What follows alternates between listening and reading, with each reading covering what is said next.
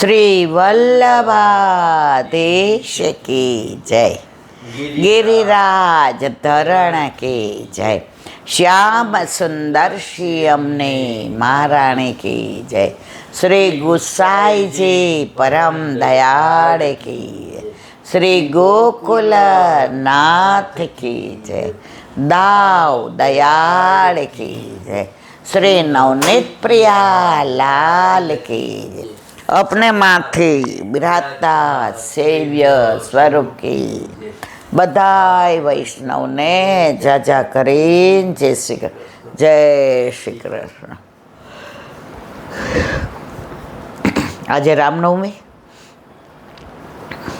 કાલે સત્સંગમાં પેલા વિડીયોમાં ટેકનિકલ ખામીને લીધે બધું બોલેલું પાણી માગ્યું. મને આમ મનને થોડી વેદના થઈ, પણ જે આપણા હાથમાં નથી એમાં આપણે કાંઈ ન કરી શકીએ. આ યંત્ર છે. મંત્રમાં એટલી શક્તિ છે કે બોલ્યા પછી એની ઇફેક્ટ થાય, પણ આ યંત્ર એવા છે ને કે એ આપણા હાથમાં નથી. એટલે તો આ કળિયુગી યંત્ર છે.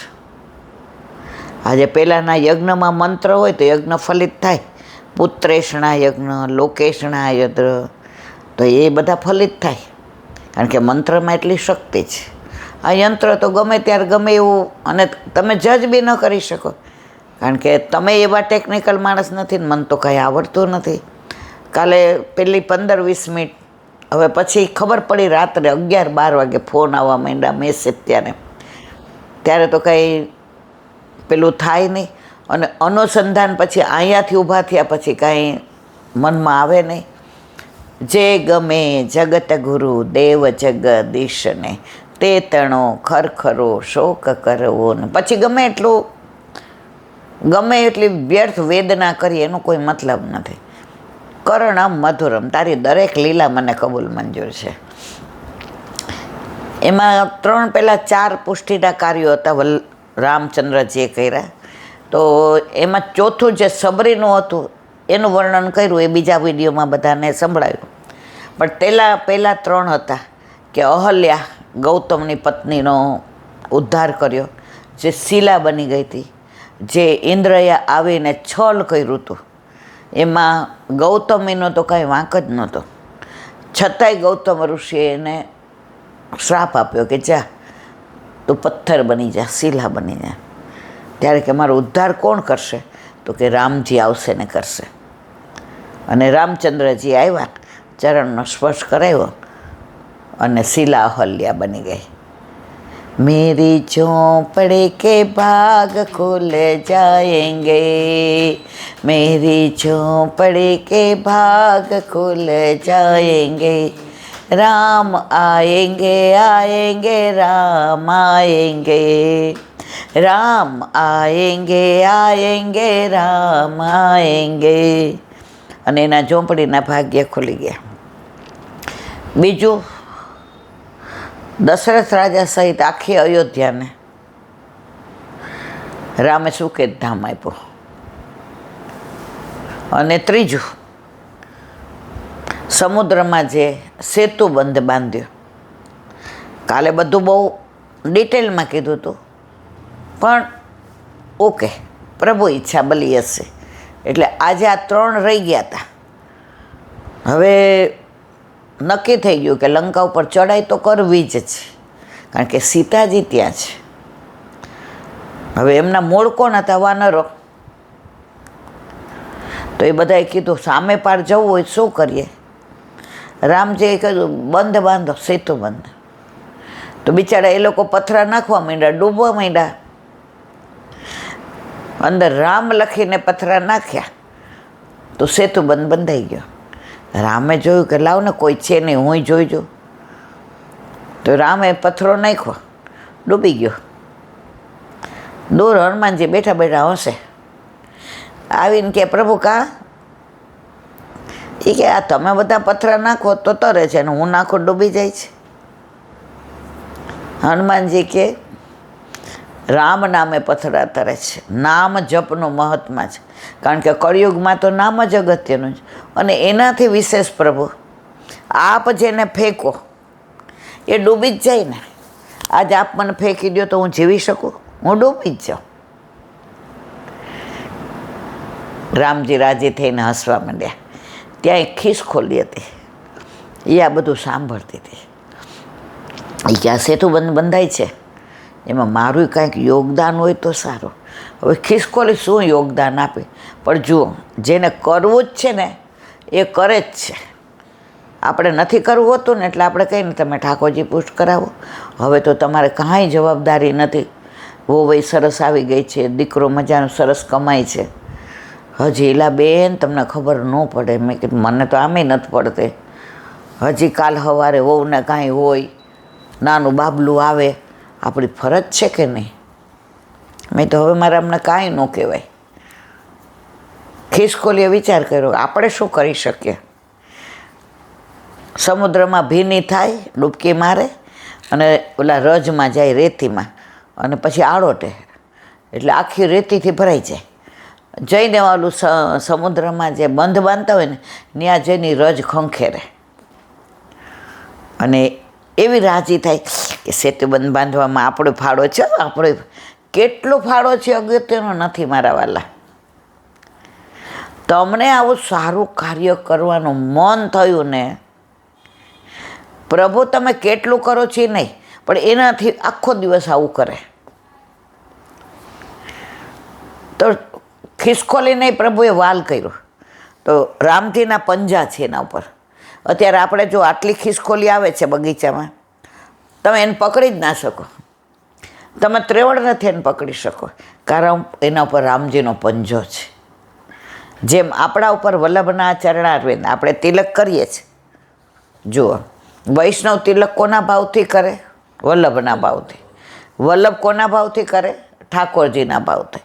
ઠાકોરજી કોના ભાવથી કરે? રાધાજીના ભાવથી. ને તો આપણા પર વલ્લભનું તિલક છે. તો ખિસકોલીને કોઈ પકડી ન શકે, એમ સંસારી અમને પકડી ન શકે. અમે અમારા ઠાકોરજીના અને ઠાકોરજી અમારા, અમને એટલી ખબર પડે છે. હવે રામજી ત્યાં સામે પાર ગયા કે સરસ સેતુબંધ બાંધ્યો. તો આ પુષ્ટિનું કાર્ય કર્યું, સેતુબંધ બાંધ્યો. રામ જપ, નામ જપ. ત્યાં જઈને બધાએ કહ્યું, પ્રભુ આટલા સેતુબંધની પહોળાઈ તો આટલી જ, હવે આટલા બધા વાંદરા કેવી રીતે આવશે? રામચંદ્રજીએ દ્રષ્ટિ કરી તો આખા સમુદ્રમાં બંધ બંધાઈ ગયો. મારા જેવા ત્યારે 2-3 વાંદરા હતા. એ કે પહેલાંથી આવું કર્યું હોત પ્રભુ તો અમારા મહેનત ન કરવી પડત ને, આટલા પથરા ઉચકી ઉચકીને. રામચંદ્રજી સાંભળ, તમે સેતુબંધ વાંધો તો હું સામે આવ્યો ને, ત્યાંથી તો આખો સમુદ્ર મને દેખાતો નહોતો, દર્શન થતા નહોતા. તમે બાંધો, તમે સાધન કર્યું તો તમને ફળ મળ્યું. સેવા એ જ સાધન અને સેવા એ જ ફળ. સામી બાજુ આવ્યો ને આખી દ્રષ્ટિ મને સમુદ્ર દેખાયો. તો તમે સેતુબંધ ન બાંધો હોત, આખો સમુદ્ર ન દેખાત, તો હું આટલું મોટું બાંધી શકત? બધાએ ચરણ સ્પર્શ દંડવત કર્યા. તો આ ત્રીજું કાર્ય. અને ચોથું સબરીનો ઉદ્ધાર કર્યો, એ ઠાબોરનું, જે કાલના વિડીયોમાં આવી ગયો છે. આ ખાલી અનુસંધાન એટલે કે કાલનો બધાને અફસોસ થતો હતો. મને તમારા બધાથી વધુ થતો હતો, મારા ઘરવાળાને એનાથી વધુ થતો હતો કે મારી ભૂલ થઈ. મેં તો આમાં ભૂલ કોઈ નહીં ન હોય. આ ટેકનિકલ પ્રોબ્લેમમાં આપણે કોઈ કાંઈ ન કરી શકે. વલ્લભને જે ગમે તે ખરું. હંમેશા દરેક લીલા પ્રભુ કરે છે. તો ઠાકોરજીને આ વિરહ કરાવવો હશે. હવે આ જેટલા સાંભળતા હશે ને બધા વિચાર પહેલા વિડીયોમાં શું હશે, પહેલો વિડીયોમાં શું હશે. એ વિરહ કરાવવો હશે તો કાલે કરાવ્યો. તો એવી આજે રામનવમી, આજે ઉત્સવ, આજે કેસરી વસ્ત્રને, આભૂષણને, ચંદ્રિકાને, પાઘને, યથાશક્તિ જે સામગ્રી થાય તે રીત પ્રમાણે તો આપણે કાંઈ કરી શકતા નથી. આપણે પ્રભુને પ્રીત કરીએ છીએ. પ્રભુ કે રીત તો બધે બહુ મળે છે, મર્યાદામાં રીત જ છે. પણ મારે તારી રીત નથી જોઈતી, મારે તારી પ્રીત જોઈએ છે. મર્યાદામાં જો નવરાત્રિમાં બધા ઓલા નિવેદ કરે ને તો અમારે હવા પાલીના તો ચોખા હોય ગળ્યા ને, અમારે તો એક પાલીનો આ હોય ને, અમારે તલવટ હોય ને, આપણામાં કાંઈ ન હોય.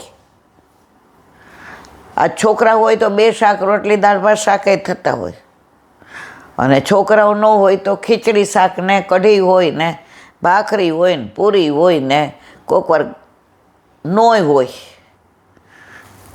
જેવા હાથ કામ કરે ઠાકોરજી કે માં ભલે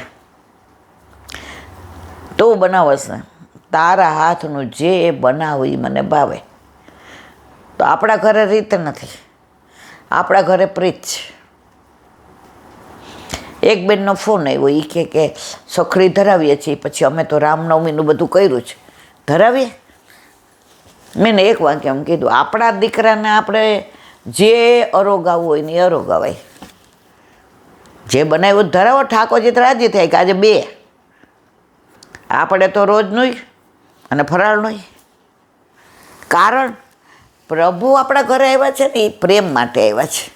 એ કોઈ રીત બધી મર્યાદામાં, કે તમારે દશેરા યજ્ઞ કરવાનો, નવચંડી કરવાનું, આ બધું ત્યાં. અહીંયા કાંઈ કરવાનું નહીં, કરવું પડે નહીં. અહીંયા કરવાનો શું? પ્રેમ. તો પ્રેમથી જે ધરાવો એ મને કબૂલ મંજૂર છે. ઓલા વૈષ્ણવ આવ્યા એ નહોતા કહેતા, એ કે મને કોરોનામાં ઈલાબેન એટલી બધી હું એકલી, અને કોરોના થયો, ઠાકોરજી પધરાવો કોણ આવે? તો સવારના કે નાહી ધોઈને વાળ ધોઈ નાખું, અને સવારે મને તાવે ઉતરી જાય કે, અને સાંજે ડૉક્ટર આવે તો ઇન્જેક્શન મારે, રેશમી કપડાં પહેરી. અને એકવાર તો કે કાંઈ ઘરમાં નહીં, મોરૈયો એકલો હતો, તો મોરૈયો અને દહીં અને બટેકાનું શાક ધર્યું, કારણ કે ઘરમાં હતું જ નહીં કાંઈ. પછી કે મેં એ જ લીધું, બસ પ્રભુને ભૂખ્યા ન રાખ્યા ને. કોરોના કાળ એવો હતો, એમાં કોઈનું કાંઈ હાલતું જ નહોતું. મેં તમારા ઠાકોરજીને મોરૈયો આરોગ્ય હશે કે આજે માં કંઈક આવું કર. રોજ તો તું ખીચડી ને પૌવાના, કારણ કે બિચારાને તાવ એટલો આવતો હતો. એ કે પહોંચી અને કામવાળાય નહીં, વધુ કરું તો વાસણ કસાય નહીં, તાવ એટલો. પ્રભુ ભાવના ભૂખ્યા જ. પછી એનો મતલબ એમ નહીં હો કે 50 વર્ષ સુધી મિશ્રીને દૂધ જ ધરાવ કરો. આજે આપણું છોકરું કેવું 6 મહિનાનું થાય ખાતું શીખી જાય છે. તો પ્રભુને તમે સાક્ષાત નથી માનતા? સચ્ચિદાનંદ રૂપાય, સત ચિત્ત અને આનંદ. પ્રભુ સાક્ષાત છે, બોલે છે, માગે છે, દોડે છે, આપણી પાછળ ફરે છે.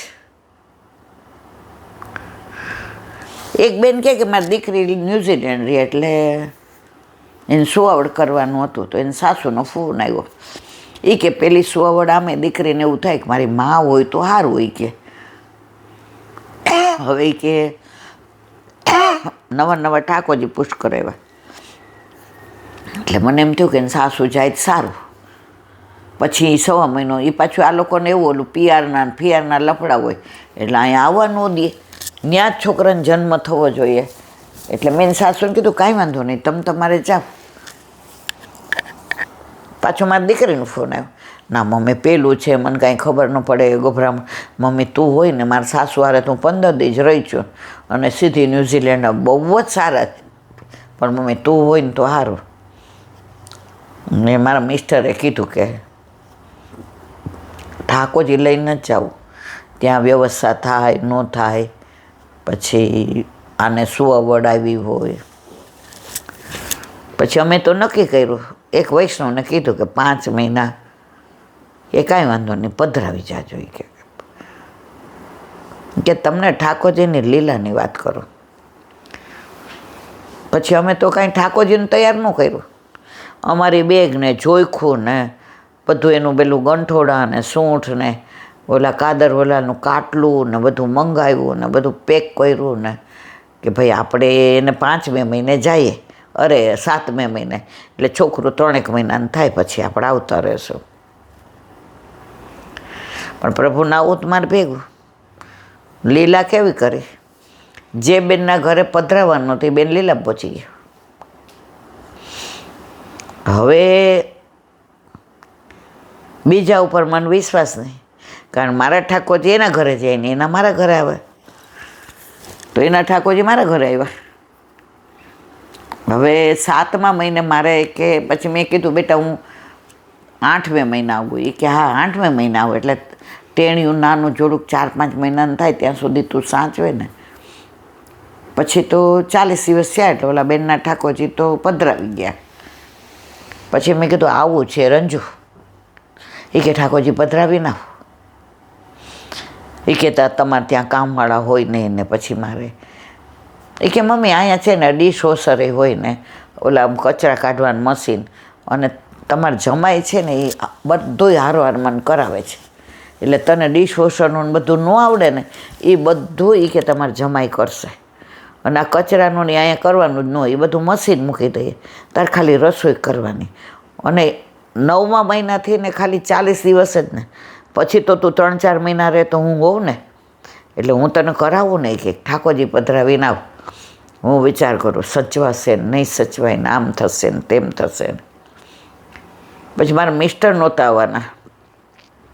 એ કે એક કામ કર હું આવું, એટલે પછી ઠાકોરજીમાં તો હું તને હારવાર મદદ કરીશ, એટલે તારે છોકરી સચવાય છોકરું સચવાય, અને ઠાકોરજીમાં હું સવારે તને બુહારી કરી દઈશ, મંદિર વસ્ત્ર મેવો એ કે સિદ્ધ કરી દઈશ, કે દૂધ ઉકળવા મૂકીને તું ખાંડને બધું નાખી દઈશ તો હું ઉકાળી દઈશ, કે બધું કટોરી સાજી દઈશ. મારા મિસ્ટરને બોલીને થાકી કે તમે હાલો દર વખતે ના. એ કે જેલમાં મારે નથી આવું, તું જા, મારે તો અહીંયા